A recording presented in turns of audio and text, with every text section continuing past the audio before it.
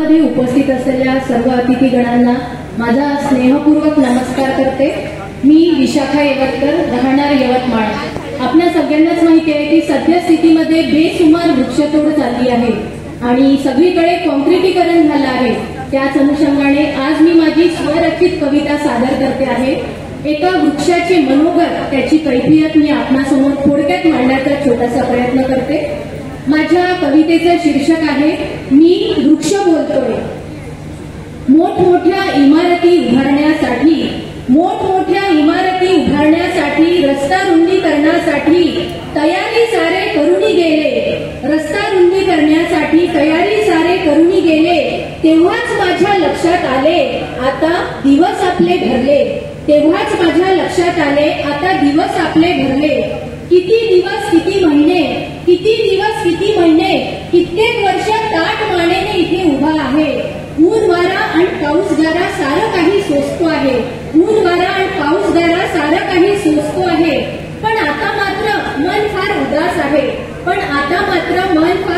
आहे। मी हतबल झालो आहे। कारण कधीतरी बरसतील घाव कुऱ्हाडीचे, कधी शेवटची वेळ ठरेल याचीच वाट बघतोय। कारण कधीतरी बरसतील घाव कुऱ्हाडीचे, कधी शेवटची वेळ ठरेल याचीच वाट बघतोय। सरकत भूतकाळ सारा आठवला। जन्मापासूनचा जीवनपट डोळ्यापुढून गेला। जन्मापासून ते आजपर्यंत आश्रय साऱ्यांना दिला।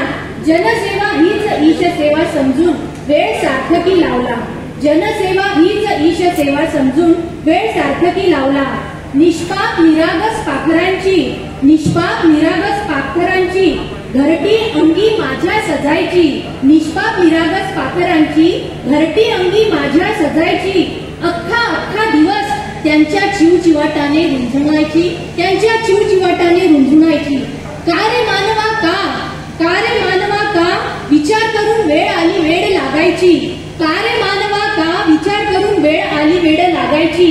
काय होईल अवस्था आता माझी न माझ्या सोबत्यांची। विसरा आता सारे सगळे पावसात भिजणे अन उन्हात सावली।